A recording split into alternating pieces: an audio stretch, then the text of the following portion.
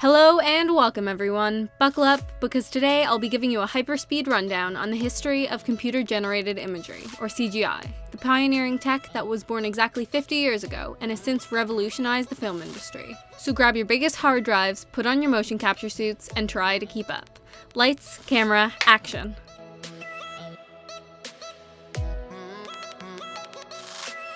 CGI's history actually began before the invention of the software itself. Rather, it began with the introduction of the third-generation integrated circuit digital computer in the 1960s, which contained the massive and fast power, by 60s standards, that busted through hardware capability limitations and paved the way for developments in CGI. 4 years later, in 1968, a team of Soviet mathematicians and physicists led by Nikolai Konstantinov designed a groundbreaking mathematical model that allowed them to quote-unquote digitally animate a cat walking across a screen.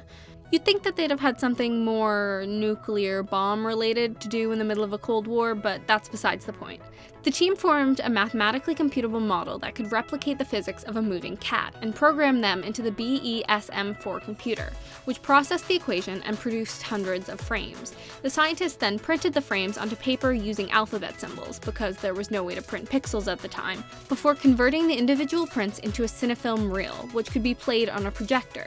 This cat, though archaic by our standards, is widely recognized as the first iteration of the design technology that ultimately evolved into the CGI of today. In 1971, 2D animator Peter Folds one-upped Konstantinov and his crew by creating the first CGI animated short film called Metadata. Folds created metadata by drawing each major frame freehand on a digital tablet of the time, before using the world's first keyframe animation software to adjoin the illustrations. Keyframing is a digital animation process wherein the animator draws the start and end points of a movement, and then the computer automatically fills in the gaps. In other words, you give the machine keyframes, and it creates the transition. This processing was incredibly sophisticated for the time, and foundational to the development of computer-mechanized motion and digital animation processes. Plus, it was designed by Nestor Burtnyk and Marceli Wayne at our own National Research Council of Canada. These two steps are super important because they set up two key CGI capabilities: algorithm-driven image manufacturing and computer-automated image processing. Keep that in mind. But in 1971, Ed Catmull and Fred Park took a huge leap forward by creating the first 3D digital rendering. Despite just being grad students, the pair designed a video computer-generated hand using their new digital animation technique, wherein the hand swivels around, flexes, points, and more. They made the short by casting a plaster model of Catmull's left hand, before dividing the form into 350 polygons, measuring them, and manually inputting them onto the computer to be meticulously animated with the software that they had also created. Though, at the time, the hardware to render the film at speed wasn't available, so like the Soviets, Catmull and Park were forced to painstakingly transfer the manipulated images onto film by photographing the computer monitor and then stringing them together into physical film. The short was aptly called a computer-generated hand because they were the creative type. No, I'm serious. That was the hand that would later design Toy Story. That's right, Catmull went on to found Pixar 14 years down the line. But we'll get back to that. In 1973, Michael Crichton conceived the first 2D computer animation effect in feature film for the cinematic release of Westworld. Don't mix that up with the 2017 series. Crichton used digital image processing to pixelate photography on a film reel and simulate an android point of view, specifically that of the movie's robot gunslinger. This processing technique is called raster graphics, computer processing to create a moving bitmap image. The 2 minutes of footage took over 4 months and over $500,000 inflated dollars to achieve, but it was worth it, as it marked the milestone entry of digital effects into the entertainment space. And, just 3 years later, in 1976, the same team oversaw the first cinematic implementation of 3D computer-generated imagery in Westworld's sequel, Future World, displaying a CGI animated hand and face on monitors in the movie. Now, the animated hand they actually didn't create. It was that of Catmull from the A Computer Animated Hand short 5 years earlier. But the face was independently animated by the Future World team, with Catmull's advisement and technology. Westworld and Future World were well received, and that was George Lucas's cue. Now that 2D and 3D animation had been tested in film, the Star Wars director used a 3D animated wireframe graphic for the trench run briefing sequence in A New Hope. A wireframe model is an improved version of Catmull's polygon technique, wherein the maps and polygon faces are removed to leave only the outlines of component polygons, consisting of vector points connected by lines. Basically, it's a visually simplified version of the old technique. Lucas created this animation by mixing digital and analog technologies, logging the dimensions of miniature models into computers, which were then algorithmically generated as 3D drawings. Star Wars was a box office hit, in part because of its innovative effects, which spurred the true explosion of CGI in cinema. Movies everywhere were implementing the wireframe model. In 1978, Superman the movie used a wireframe to conceive the first computer-generated title sequence. In 1979, Alien demonstrated the first use of 3D wireframe rasters, a crossover of the CGI technology from both Westworld and Star Wars that allowed the creation of a more detailed blocked effect. Later that year, The Black Hole applied wireframe rasters for its title sequence. These uses catapulted CGI into the 1980s, which were an explosion of CGI achievements and milestones. This began in 1981, when the film Looker depicted the first CGI human. In the film, the CGI was used to render a digital scanning of protagonist Cindy's body. To achieve this, actress Susan Day's body was manually measured and digitized using an even more detailed iteration of wireframe rasters. This new technology had topographical recognition, meaning it could generate shaded imagery, which was the first time that this had ever been done. Looker's shading innovation paved the way for the development of the Genesis effect, created in 1982 for Star Trek II: The Wrath of Khan. The ILM computer graphics division led by software developer Bill Reeves designed the effect, which used algorithms to form 3D fractal-generated landscapes that looked like alien planets. Reeves also programmed particle systems for The Wrath of Khan, a technique in motion graphics that randomly generated a large number of very small sprites and randomly generated their local oscillation pattern to simulate a fuzzy phenomena, like fire or smoke. Before the development of this algorithm, such implementations were nearly impossible, as they would have required that a designer individually create thousands of tiny sprites and individually program their movement. In 1982, the film Tron was released, demonstrating the most ambitious implementation of CGI that had ever been attempted.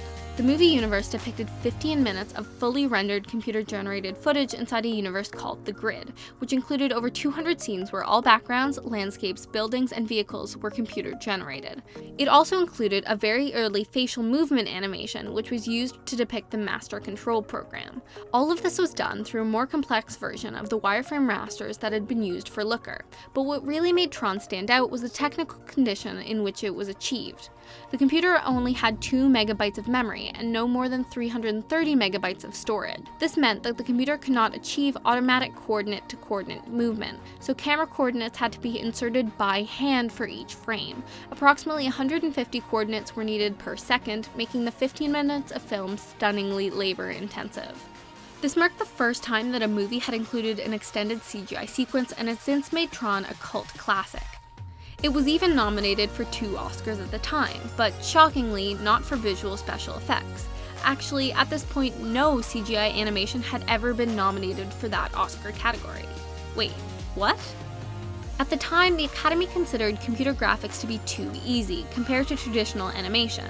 This bias against CGI was heavily present among older Academy members, and by the time Tron was released, old Hollywood's quiet reluctance to accept it as a legitimate filmmaking technique had been hindering CGI's explosive potential for decades. This would soon change, but a few other things happened first. In 1984, The Last Starfighter used modern CGI for spaceship shots, replacing traditional models. This was the first use of integrated CGI, where all the effects were supposed to represent real-world objects rather than just digital graphics within the movie's world. This was aptly followed by a 1985 development, wherein the team behind Lucasfilm's Young Sherlock Holmes, the same team that had created CGI for Star Wars 8 years before, became the first to successfully blend live action and CGI footage into the same frame using digital compositing, a process wherein multiple images are digitally layered to assemble a final image. This fusion of CGI and reality allowed the creation of the first CG character, called the Stained Glass Knight, and opened up CGI to a world of new applications. For example, a year later, in 1986, Labyrinth used the technique to implement the first realistic CGI animal. But something way bigger also happened in 1986, and it was called Luxo Jr. Luxo Jr. was a 2-minute short film revolving around one large and one small desk lamp. The bigger lamp, Luxo Sr., watches while the younger Luxo Jr. plays with and accidentally deflates a small ball. Do you recognize these lamps? Perhaps you do, from the Pixar logo. Indeed, Luxo Jr. was the Pixar Corporation's first animation, created after founder Ed Catmull and creative director John Lasseter left Industrial Light and Magic's computer division. Catmull wanted to return to the independent work that he had done with a computer-animated hand, so he jumped when Lasseter came to him with the idea, which he had gotten from his desk lamp at home. The duo's aim was to finish the short film for the 1986 SIGGRAPH, an annual computer graphics conference that was attended by thousands of industry professionals. So they worked around the clock for 4.5 months, sometimes even sleeping under the desks of their shared office in sleeping bags so they could maximize work hours and finish the film in time. It was indeed finished and played at SIGGRAPH, and before the short had even finished, the audience had risen to applause. Luxo Jr. was the most aesthetically flawless CGI creation to date by miles, and seemingly years before its time in terms of quality and attention to detail. But its real innovation was Lasseter and Catmull's conveyance of emotion. Despite the characters being wordless and faceless, the animation's implementation of emotional subtleties allowed expression of joy and sadness by the childlike lamp as it played with and popped the ball. Luxo Jr. demonstrated for the first time that CGI was not a soulless medium. It demonstrated that digitized characters can stand on the same playing field in terms of audience connectivity as those that were hand-drawn. People could forget that what they were watching was made by a computer, and that had never been possible before. It was the greatest CGI breakthrough of all time, simply in the psychological shift that it catalyzed. Traditionalist interpretations of computer animation was forever changed, and Luxo Jr. became the first CGI film to be nominated for an Academy Award under Best Animated Short Film, because, for the first time, the Academy classified CG as a form of animation. And following, the CG scene blew up. In 1987, Rendezvous in Montreal became the first 3D-generated film to depict virtual actors in the form of Marilyn Monroe and Humphrey Bogart. In 1988, Willow displayed the first realistic use of the morphing effect in feature film, and Pixar's Tin Toy became the first computer-animated short to win an Oscar. In 1989, The Abyss created the first 3D digital water effect.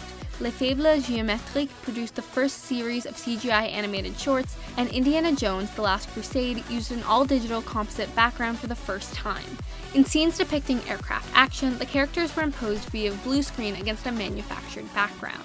Blue screen had been used in the past, but only to place real actors against real backgrounds. This new ability to place real-world actors onto realistic CG sets opened up a whole new realm of possibilities. The innovation meant that complex sets could be digitally manufactured rather than built in real life, and while still looking relatively believable. This made the production of complicated backgrounds less labor and cost-intensive, making fantastical storytelling more accessible to the independent filmmaker. But more, it meant that CGI animations could craft worlds not even possible to construct in the real world. Indiana Jones was followed by similar background creation in Die Hard 2, RoboCop 2, and Backdraft in 1990. Then, in 1991, a new milestone arrived when Terminator 2 Judgment Day featured the CGI-manufactured T-1000 robot, the first photorealistic CGI character to cross the silver screen. The T-1000 was designed to look like a gelatinous liquid metal, and in addition to appearing visually believable, the robot's animation was designed to perfectly mimic real human movement. Cameron used the character's visual effects sparingly, allowing their striking, vivid nature to have maximum impact, and hooking audiences on the exciting potential of CGI. In 1993, Steven Spielberg raised the bar by creating the first photorealistic creatures, complete with complex skin textures and designs for Jurassic Park. There are only 4 minutes of computer-generated dinosaurs in the film, but the creation process was long and intricate. An all-digital model was now an available option, but the technology was still developing, and the dimensions of its results were often imperfect. So, Spielberg's team used the old technique of creating physical dinosaur models from which the measurements could be taken, but sped it up by laser scanning the complete prosthetics. It's kind of like they were reverse 3D printing. They then reconstructed the data to make it work digitally, rigged the computerized models with wireframes, and added the secret sauce. The creation of Jurassic's dinos used some of the most detailed and complex layering that had ever been attempted, with each frame taking nearly 10 hours to calculate and produce. This allowed Spielberg's team to generate the incredible and lifelike textures that you can see in the movie, and set a new standard for CGI quality and complexity. In 1994, The Crow lead actor Brendan Lee died 8 days before shooting wrapped. But necessity is the mother of invention.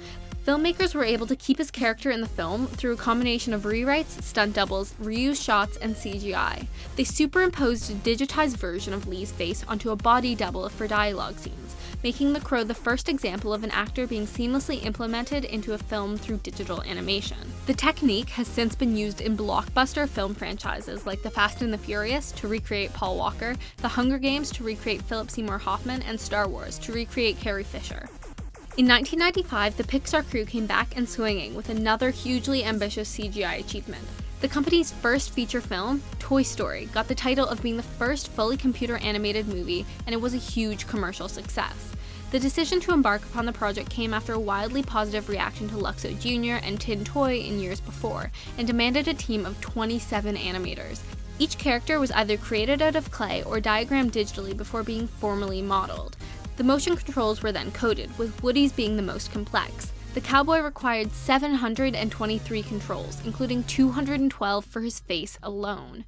The film's innovative and precise applications of digital animation truly blurred the line between classic animation and CGI, while clearly delineating the innovative capabilities of the new tech.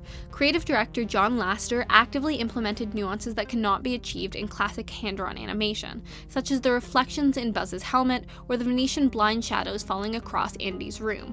These innovations caught critics' attention, and many today argue that Toy Story marked the beginning of the end for traditional animation. CG studios like Fox, DreamWorks, and Disney were born almost immediately following the film's release, as traditional animation companies made a hard turn into the world of CGI. This cemented Pixar's place in cinema history, and Ed Catmull and John Lasseter as the fathers of CGI. It was followed by A Bug's Life exactly 3 years later, in 1998, and Toy Story 2 a year after that.